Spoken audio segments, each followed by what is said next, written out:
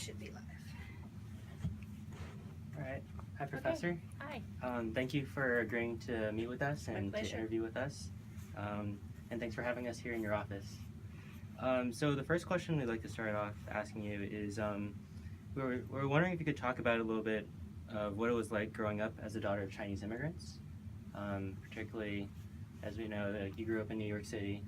So can you talk about that experience? Well, I was born in New York City, but I grew up mostly in New Jersey, in the suburbs of New York.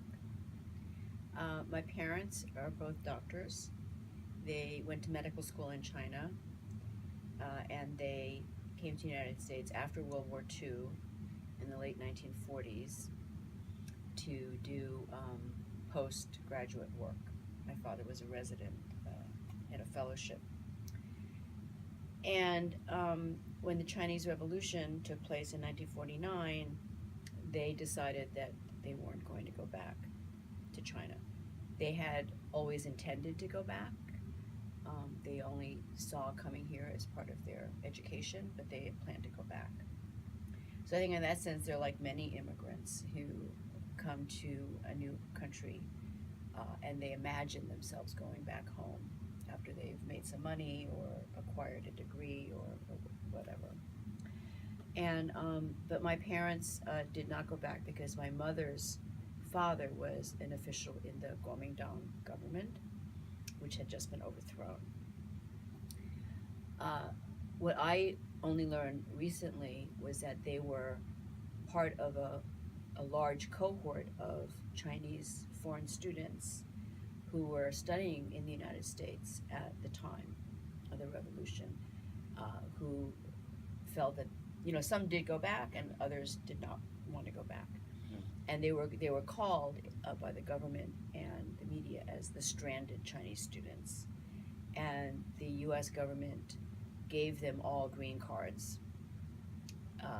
And this is obviously a Cold War kind of political measure to give refuge to Chinese students who did not want to go back to communist China. Kind of like a public policy, kind of just like showing good face in the Cold War and stuff like that. Right, and they did the same thing after Tiananmen. There were a lot of Chinese students in the United States, and the United States gave green cards to thousands of them. So this is a political move, but it benefited, you know, those students. So my parents stayed. So I was born here in the U.S., in the Bronx, as a matter of fact, and not in China. So I grew up mostly in New Jersey, in a middle-class suburb, which had very few Asians, very, very few. It was maybe half black and half white. And I think that's why my parents were able to buy a house there, because they had actually tried to buy a house in an all-white suburb, and the people there would not sell property to Chinese. This is in the early 1960s. So I grew up in a town which was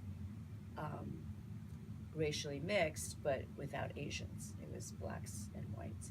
So in some ways it was very alienating because you know, it was hard to fit in with any group, one way or the other. On the other hand, you know, it was a comfortable middle-class suburb, so you know, there was that. Gotcha. So you mentioned that your parents didn't feel comfortable going back to China after being in the United States primarily for the education. Was it a matter of safety, or was it a matter of like not feeling comfortable with the government that was the policies that they're about to enforce, or? Well, my mother's father was a Kuomintang official. Right. He was in the government, so he fled to Taiwan with Chiang Kai-shek and other leaders of the government. So probably I think my mother was afraid that if she went back, she would be detained or she would not be welcome. Okay.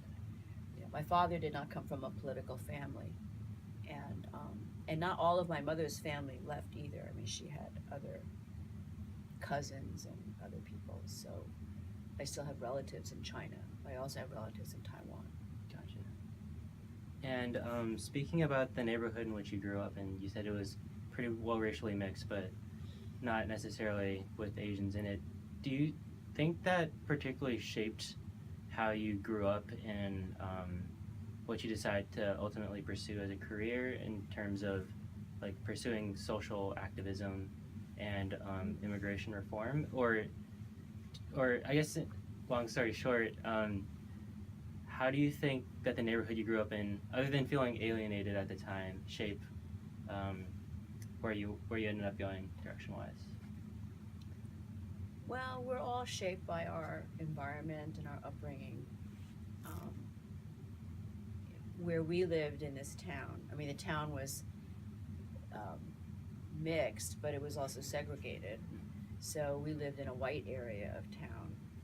So, so we had playmates, in the neighborhood who were whites. But when we got older in junior high school and in high school, when how high school students are, when cliques become very important and Right. things like that, it was very hard to fit in. And on the other hand, the African American students came from a different section of the town, and in my high school, the black students were tracked in a non-college prep program, so I didn't have a lot of classes with them either.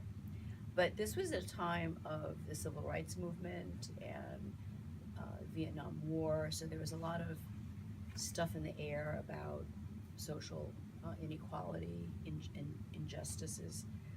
And one of the first things that I became involved with was in my high school, when there was an uproar when the principal fired a science teacher who taught general science to the non-college track kids.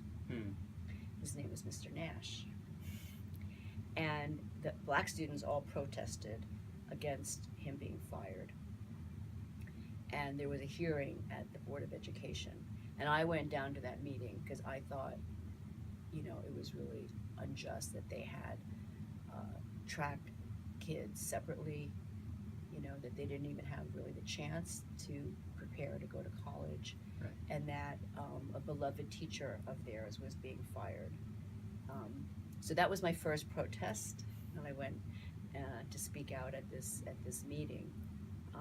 And so I think, it led me, that and the civil rights movement in general, and the Vietnam War and the anti-war movement were the things that were going on in my world when I was in high school.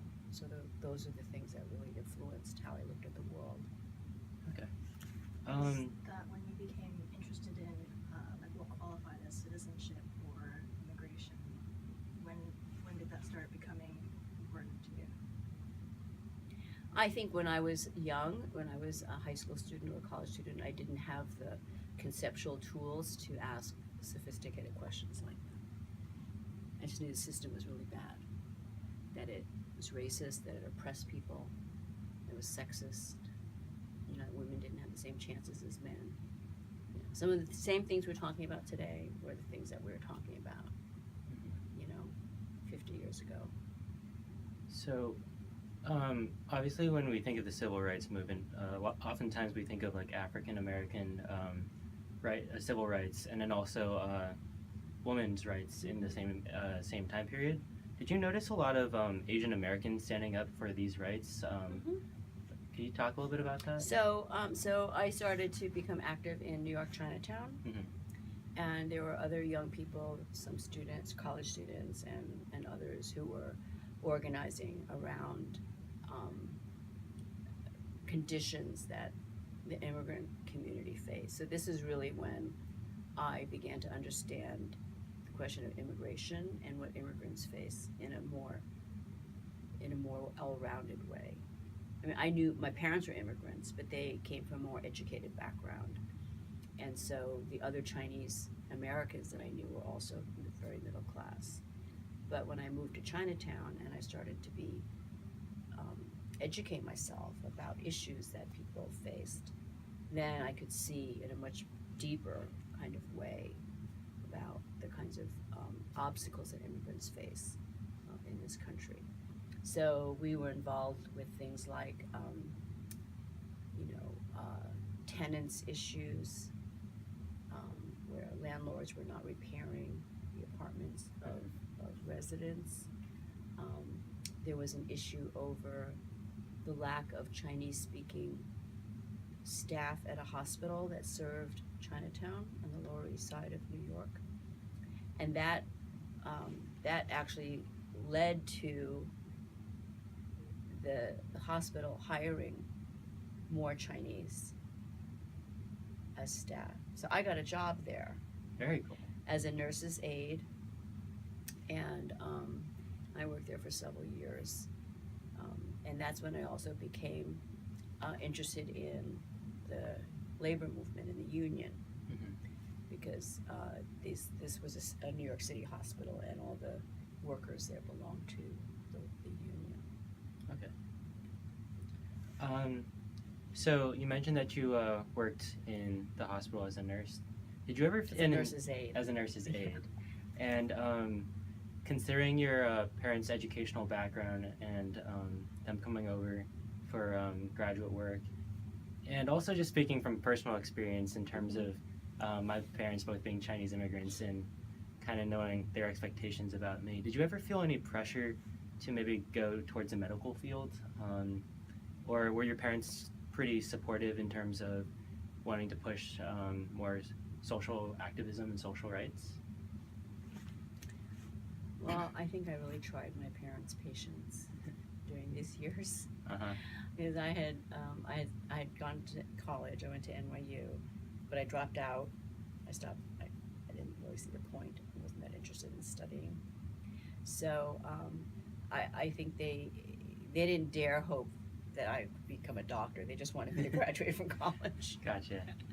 And I think they thought, it was a phase or something, that they were just hoping I would get over it. Okay. But after a certain period of time, they must have realized that this is something that you were really passionate in. And at that point, I would imagine they'd be pretty supportive of an issue as important as like Asian American public policy. Or maybe not. Well, my parents changed over time, over the years. Initially they were rather conservative. They were Republicans. But they were Republicans because they were led to believe that the Republican Party supported nationalist China. So it was from that perspective. They didn't buy into a lot of the other Republican, agenda. Okay. And I would say, in general, they weren't very political. And but over time, I think they became very Americanized. I mean, they're still very Chinese, but they lived in this country for a very long time. And I think they saw a lot of the injustices and racism that poor African Americans face. I think they became more sympathetic over time. They, I don't know about if and when my father did, but I know my mother changed parties. She became a Democrat. She started voting for the Democrats. She couldn't vote for Republicans anymore. She couldn't vote for Reagan or Bush. And she was very, to this day, she's very committed to electing women into office, because as a woman scientist, she faced a lot of sexism in her own career. Right. And so she really thought it was important that, so she supported Geraldine Ferraro. I don't know if you remember her. She ran for vice president with Walter Mondale. She was very excited about that. And then she was a big supporter of Hillary Clinton, both times that she ran. So. Okay. So speaking of being an Asian American woman in academia, could you kind of talk about your experience as an Asian American woman in academia and what that kind of is like? Maybe like, what are some of the injustices that you see you're up against that maybe others aren't, or just what it's like to be? Well,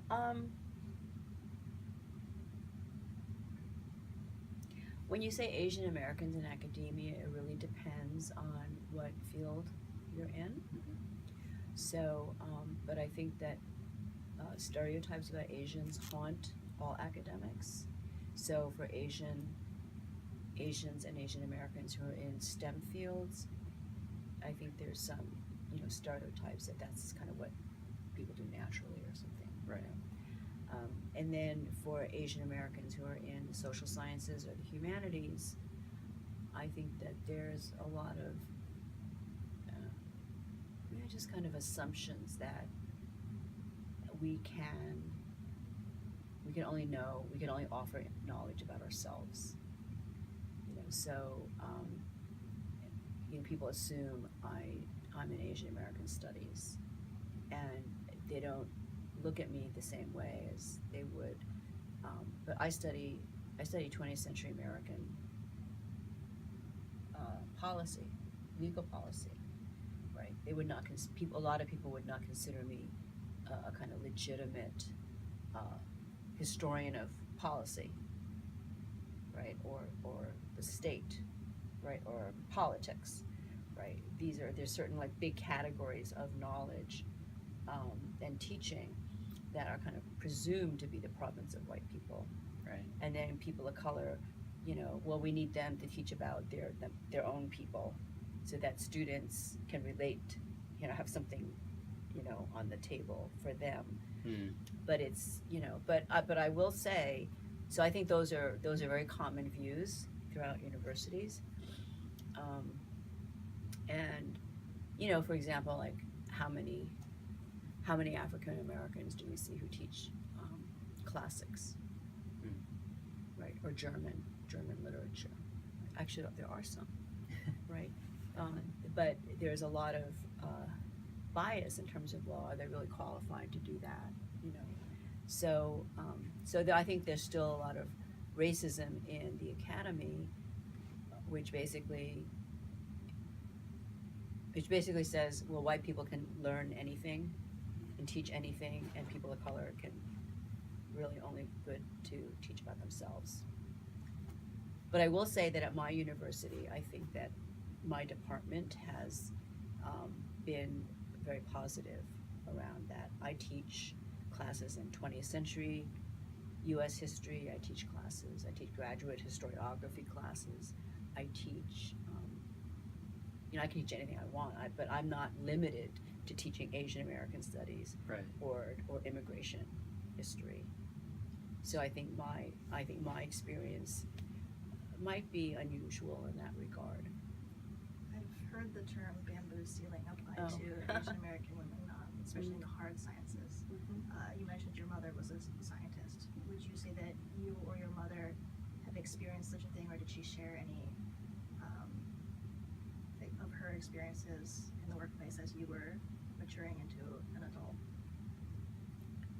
Well, my mother never complained, but and she's a very strong woman, so I'm, and she was very successful in her career as a scientist and as a professor.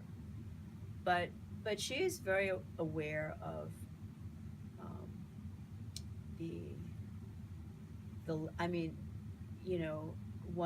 a lot of people would assume that where she worked, which was Columbia University's medical school, the College of Physicians and Surgeons, just had lots of Chinese, right, professors and clinical professors. It's actually very few, and she understood that. She says, people think there's a lot of Chinese that they hire, but they don't. So she's very aware of the discrimination that exists in the profession. I'm sure she faced obstacles, but she never complained or spoke about those things. So there's no way of knowing if you experienced more or less than her. You were in totally different fields as well. Different fields. I mean, I know my father. My father was very accomplished, but he had to kind of prove himself all over again when he came to this country. So I think he always resented that. You know, he had to take all these exams, you know, and but he was also very successful in the end. So. Another question that we wanted to ask you was if there are any cultural traditions that your family maintained and that your parents maintained after coming to the United States and after being Americanized, I suppose. Were there any like significant traditions that they held on to that they really wanted to pass down? Well, other than food, It's always a big one. that's a big one. You know, I mean, the Lunar New Year, things like that. But my parents were not. They weren't really into the holidays. I mean, the American ones either. I mean, we had a turkey because that's what you do at Thanksgiving, and we had a tree at Christmas. But they were not Christian. You know, and they were, I guess you could say, they were irreligious. They were Buddhist, and because they were educated in Western traditions, they did not have. They thought a lot of the customs that say less educated people had, or people in Chinatown had, they thought they were superstitious. So a lot of things that Chinese people do, you know, like you have to pay your debts by the end of the year, you have to clean your whole house, you know, a lot of those things. My parents didn't. They didn't subscribe to a lot of those things. Okay. But other than just like traditional Chinese traditions, were there any, I guess, values or anything like that that they passed down to you that you still keep close to you? Well, I think they were very, very committed to certain traditional Chinese hierarchies in terms of, you know, the respect to one's parents, especially the father, right? And I think they also imbibed the kind of social hierarchy, you know, where the scholars at the top and the, you know, I mean, the bottom is the business, not even the peasant, right? The peasant is higher, the farmer's higher than the businessman. I think they have those beliefs. Okay.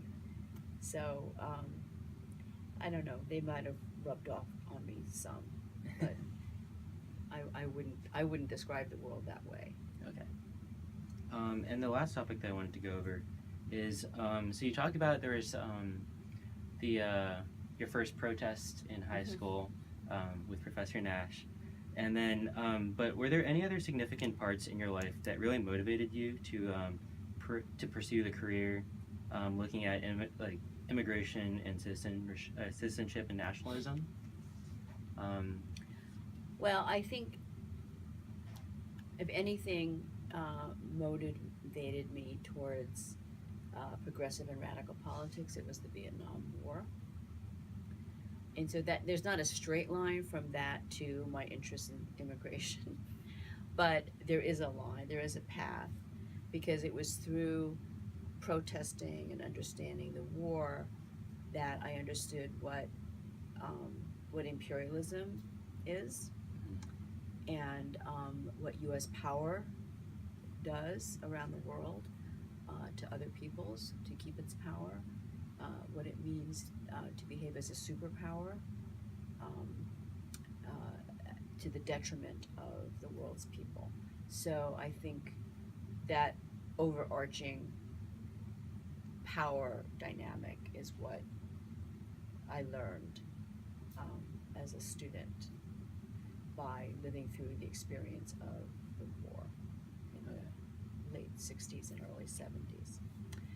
And when I became active in Chinatown and through my job at the hospital and becoming involved in the union, I became more interested in working class issues, the rights of workers, and I was hired at that hospital because they wanted more Chinese-speaking staff.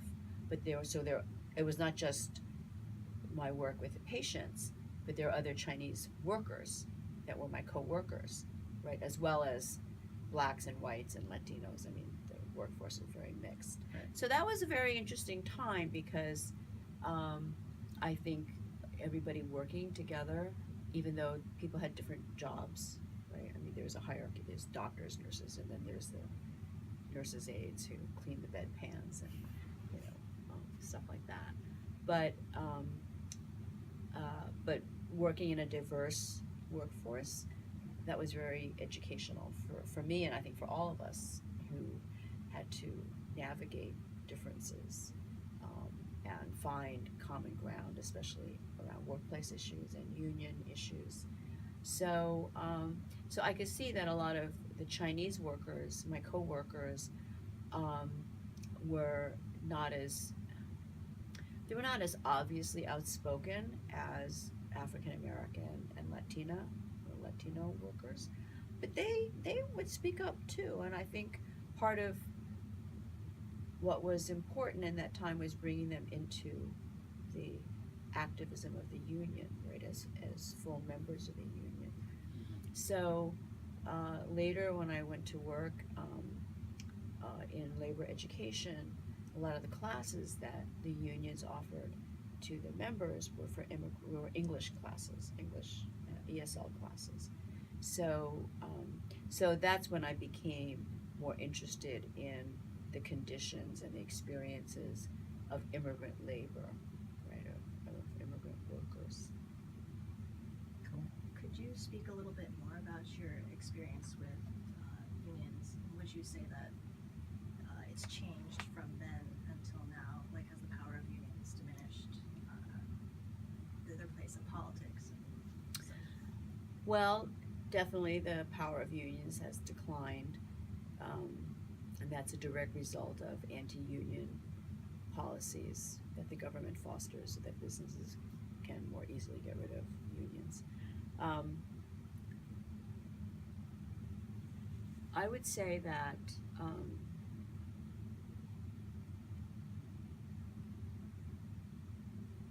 one thing that helped revitalize the labor movement in the 1990s or early 2000s was actually the activism of immigrant workers.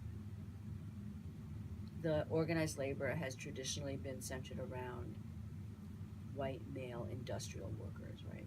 We think about steel workers or auto workers. And then African Americans kind of become part of that, you know, over the second half of the 20th century. And immigrant workers were in occupations and industries that were not what they call the primary labor market, right? But more marginal positions. And and typically in many cases, non-union jobs. But some of them do have unions, like the hotel industry. There's a lot of unionized to a fair degree. So in the late 20th century, as the economy began to restructure, right, when we had deindustrialization with manufacturing going offshore and using labor abroad, right, putting out of work a lot of white men in these industries, and the economy shifted more to one where we have like finance at the top. We have a small elite class that makes a lot of money, not making anything, right? And then you have a big service sector, some of which is very low paid and low waged, and also very diverse. I mean, it includes, you know, a lot of different industries, not just leisure and hospitality, but also, you know, people who work as janitors, you know, cleaning buildings, or you know, all kinds of jobs. So the interesting thing I think that happened in the last decade of the 20th century is that a lot of militant worker movements and struggles were launched by immigrant workers that the leadership of the trade unions had not taken seriously before. They thought, you know, they had a lot of the racist assumptions that other Americans had, you know. And actually a lot of Mexican and Central American workers, their English language skills may not be that great. They may not have a high education. They may work for very low wages, but a lot of them have a lot of experience in labor unions in their own countries, and are actually very sophisticated in their thinking. So, we had a process of about 10, 15 years where the labor movement changed a lot, both in terms of the kinds of workers that were coming into unions and demanding to be unionized, and in terms of the attitude of leadership in the AFL-CIO. So I think immigrant labor activism is one thing that's actually helped the labor movement become more active and become more militant and gain more members in the last 15, 20 years. It's been because of the immigrants. Very cool. Okay. Perfect. So when we left off, we were talking about labor unions. Is there anything? Immigrant workers. Right. So that was sort of your first experience with, you said, a more diverse group working directly with a lot of different people.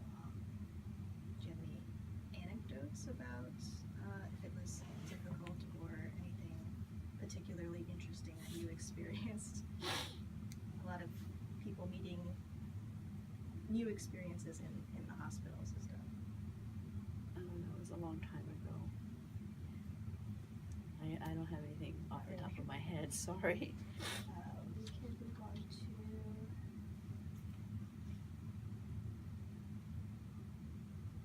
We can talk about. I'll tell you a story. Sure. But it's not about the workers, it's about something that happened to me.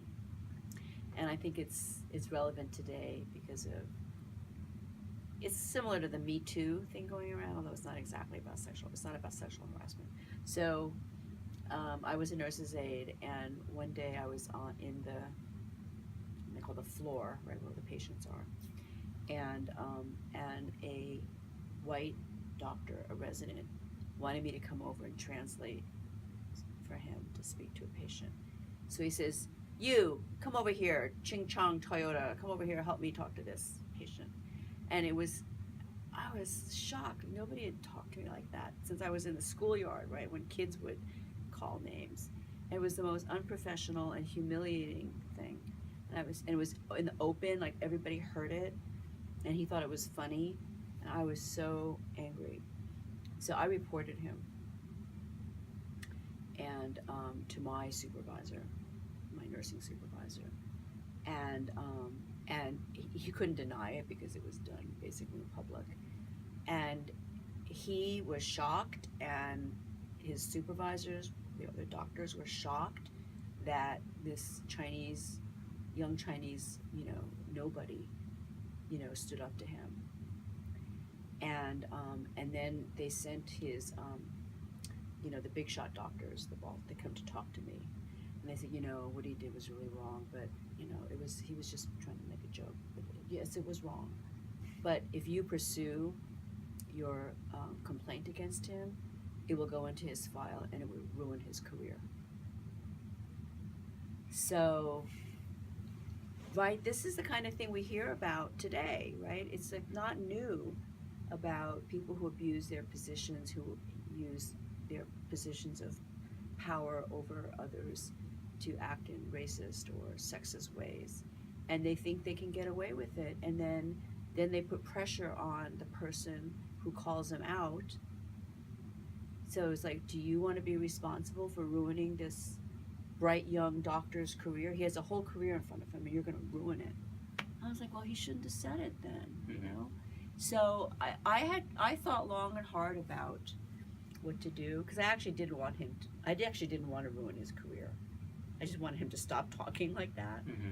So I finally agreed to withdraw the complaint on the condition that he come and make a personal apology. And I said, and I will be the judge if it's a sincere apology or not. So he did, and then, but that actually, it really shook me up. You know, it wasn't that easy for me to accuse him, even though he was clearly in the wrong and he had done it openly.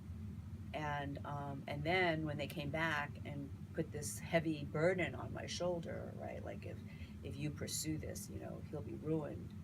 You know, it really shook me up. So I understand from that experience how difficult it is for people, whether it's because they're women or because they're people of color, when they're harassed, you know, when they're humiliated, you know. It's easy to say, you know, you should all stand up and not take it. It's hard. It's hard. So I think hopefully, you know, we have more of an atmosphere, a climate now where it's more understood that behaving like that's bad. But it's still hard. It's hard to call out. It actually is hard to call out. So.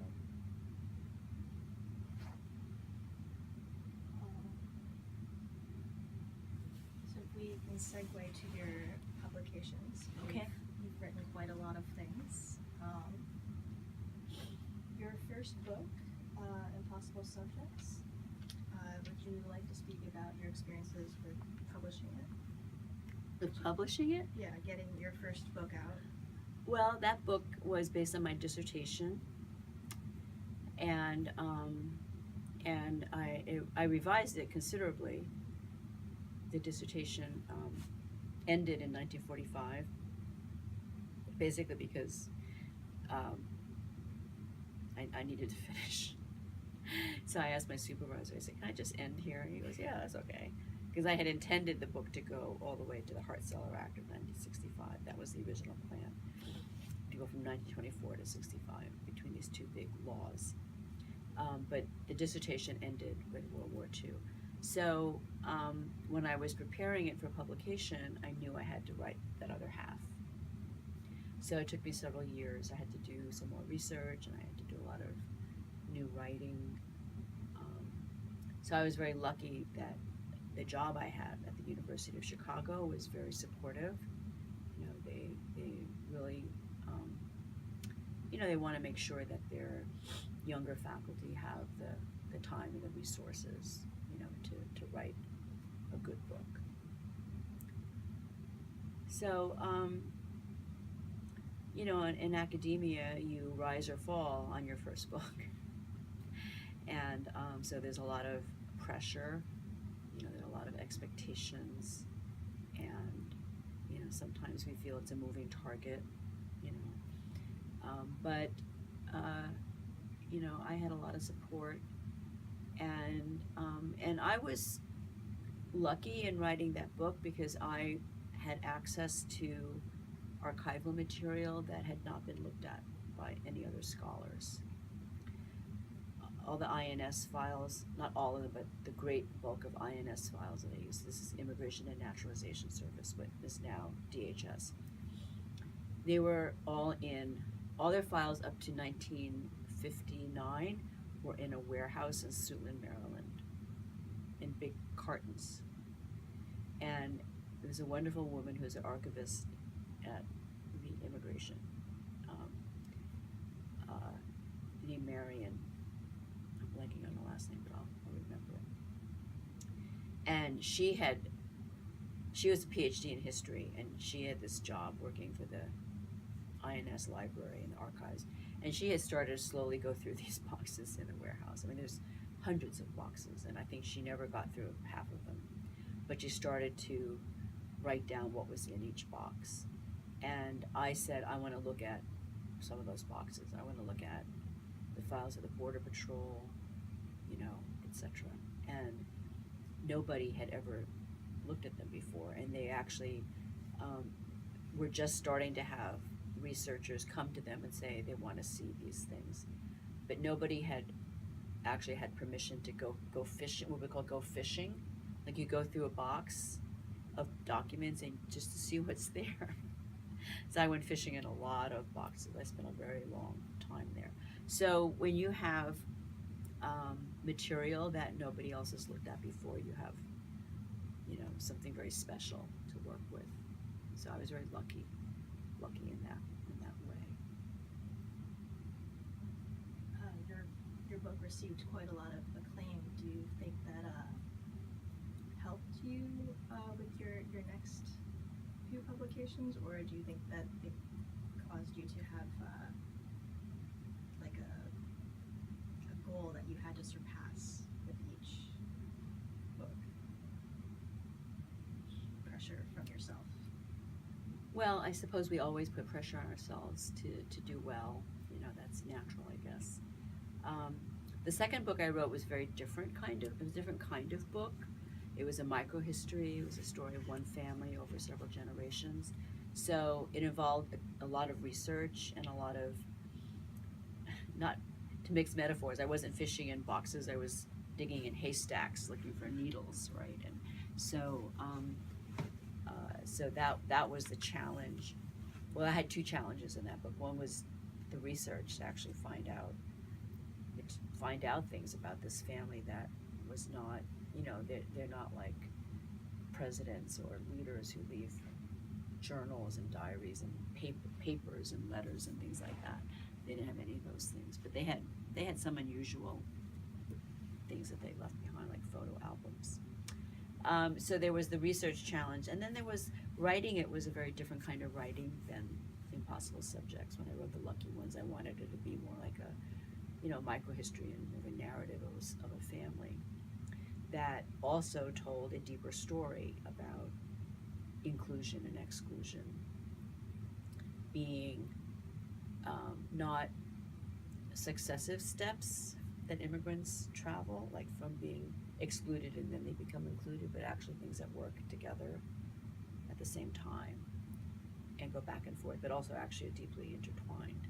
So that was a kind of more of an intellectual framework and argument that I was telling underneath this family narrative, right? So that was a challenge to write that way. So it wasn't just a story about a family, it was a story about a family that had a larger story embedded within it that was challenging our conventional thinking about immigrant incorporation.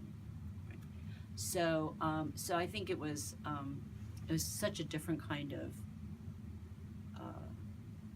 writing, a different genre than the first book. That, you know, I think if anything, the first book, and this probably would have happened regardless of what the first book was, but I think when you get to your second book, you have more confidence in yourself as a researcher and as an interpreter of historical material. So I was much more comfortable, say, with certain conjectures, because, you know, when I found my little needles in all the haystacks, you know, there's so many gaps, right, in the how do you tell a coherent story. So I felt much more comfortable than I probably would have if I had, you know, been 10 years earlier in making certain conjectural leaps. Like, so for example, I determined that the matriarch of that family had diabetes, and that it was the cause of you know, a lot of unhappiness and depression and, you know, ill health. And but I didn't know I didn't know for a fact. I actually found out later from her great-granddaughter. But, you know, when she was young, is before they discovered insulin. People that had childhood diabetes usually, you know, died early, or they had severe health problems. And I just noticed in a lot of the photographs of this woman and one of her daughters that they really looked unwell. they were heavy set, they looked depressed, they just, you know, so I wondered like what it was that ailed her, and I thought maybe she had diabetes. And then years later, I was interviewing her descendants, and they said, oh yeah, great grandma had diabetes. You know, she used to give herself an insulin shot every morning. This was like in this, you know, 1960s or something. So, oh no, this was her daughter. The daughter gave herself insulin shots. So we know diabetes is hereditary. So I surmised that her mother had it, but there had been no treatment for her mother. Her mother was born in 1868 or something. So, so that's, you know, that's just conjecture. But I think, you know, and I don't say, I was very careful not to say she had diabetes, but I said she most likely had diabetes because this is, you know, we knew it ran in the family, and this is, you know, how she looked in the photographs.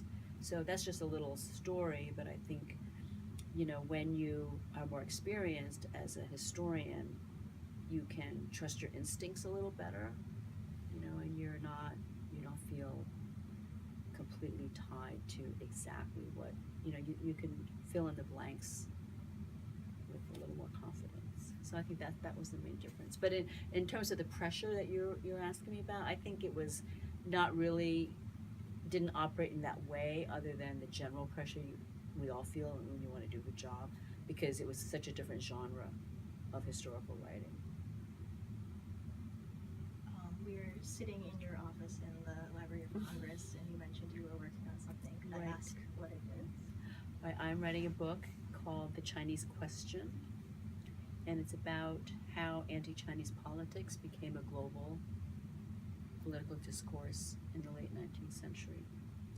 And I'm focusing on the gold rushes from the 1849, 1850 through the end of the 19th century. And I'm focusing on, California, and then Australia, and then I have a latter section on South Africa. And most histories of Chinese Americans, or Chinese Australians for that matter, you say, oh, the Chinese came first in the gold rush, and then they kind of skip over to railroads and other things. And in part, that's because it's very difficult to get first-hand sources of the gold mining period. But actually, the gold fields are the first occasions where large numbers of Chinese and Europeans or Americans came into contact with each other. Large numbers. And in this very kind of overheated, competitive environment of gold rush. So these are really important in terms of what kind of ideas Euro-Americans began to form about Chinese, and what kind of politics arose that ultimately led to all the exclusion laws that were passed, not just in the United States, but in the British settler colonies. So, so I'm looking at, so I'm very interested in what were the Chinese actually doing when they came to looking for gold. Because what I found was that they're just like all the other people who came to look for gold. They had the same methods, they had a lot of the same kind of attitudes, and yet the Chinese were set apart as being like so totally different. So part of one of my research questions is, well, if their practices, their day-to-day practices were very similar, why did this idea that they were so different? Right, because the charge that is made against Chinese in California is that they're like slaves. Actually, they weren't slaves, or coolies, right? Like contracted or indentured. Actually, they weren't. They were independent prospectors like others. So I think that was a kind of racist shorthand that compared Chinese to slaves, to black slaves, and it was a way of just kind of saying, well, yeah, they're just like African Americans or black slaves, because they read their enslavement into their race, not into any actual status of labor, right? So that's what happens with slavery, right? Is that it's not the institution of slavery itself that's evil, but it becomes written onto the body of black people, right? That they are, to be a slave is to be an inferior racial being, right? So that kind of shorthand to say that Chinese were like slaves was a way of putting them out without anybody actually examining really closely what was going on. So I'm interested, therefore, in kind of what Chinese gold miners were really doing and their interactions on the ground with Europeans, and then how racist politics evolves, and I think it's different it evolves differently in America than it does in Australia, and that's really interesting because in Australia they didn't say Chinese were slaves. They said there were too many of them, they were dirty, etc., etc. But they didn't say they were slaves because there's no analog of African slavery in Australia, right? So you can't have a shorthand if the referent isn't there, right? So I think that's interesting to me because a lot of people assume that anti-Chinese ideology or stereotypes kind of float above the world, is the same everywhere and at all times, and it's just available for white people to pull down, when they need a scapegoat or something. But that's not true. I mean, all politics is local in its original generation, right? It's generated by local conditions. But politics also travel, and people learn from each other, and they read about each other's stuff. So, this Chinese question, as it was called, travels, and so it has diverse origins in different places, but it also travels and catches on and becomes adopted in other places. So, so it ends in 1910, when the Union of South Africa is formed. So that's the book. So it was been a long time. I've been working on it a long time, but it's been a lot of fun because I got to go to Australia to do research and go to California to do research and went to South Africa and did research. But it's also been a challenge because I had to learn about these histories that were not part of my own graduate training as a historian, right? I was trained as an Americanist, not as an Africanist or even someone of the historian of the British Empire. So I had to read those things. That's why I'm reading this book, this old journal. It's called the Empire Review, that was published in Great Britain. A lot of it's about racial policy in the colonies. So, regarding your research, I realize that a lot of the research has to do with going through old documents and reading through papers and stuff like that and books. But I also imagine that another significant portion of your research is interviewing other people, kind of like what you're doing right now. Can you talk a little bit about your experience in terms of, I guess, interviewing, firsthand sources and what that kind of is like, particularly with the book that you're publishing right now, or that you're writing right now? Well, the book I'm writing right now, there's nobody to interview because it ends in 1910, so they're all gone. Although occasionally I might meet somebody like at a lecture or a program, and they'll say, "Oh, my ancestor worked in the gold mines." I was like, "Wow, that's great," but then they don't know anything; they just know that fact. So that's frustrating. I'd love to meet somebody who had, papers or even ephemera, But most of the Chinese who came to the gold mines did not bring their families. They came as solo men. They might have a wife in China, or not, but they didn't come with women, and a lot of them go back to China. Or even if they settle there, they kind of lead a lonely, single life and go back to China on occasion to visit their families. So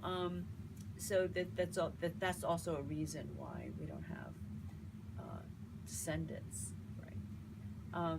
When I worked on The Lucky Ones, I did interview the descendants of the Tate family, I located 2 branches of the family that had living descendants. And well, it was from them that I got the cache of family photo albums that they had been handed down through a couple of generations.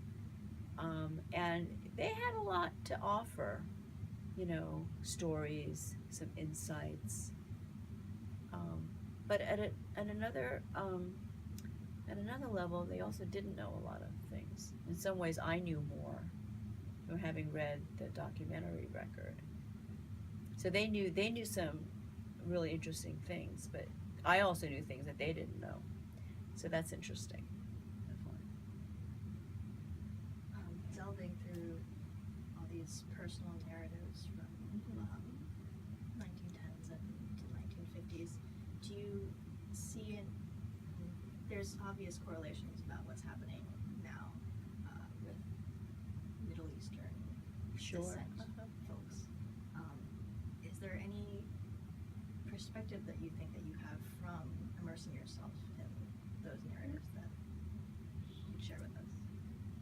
Well, absolutely. It's the same pattern of, making a group an other, right? That's to be excluded.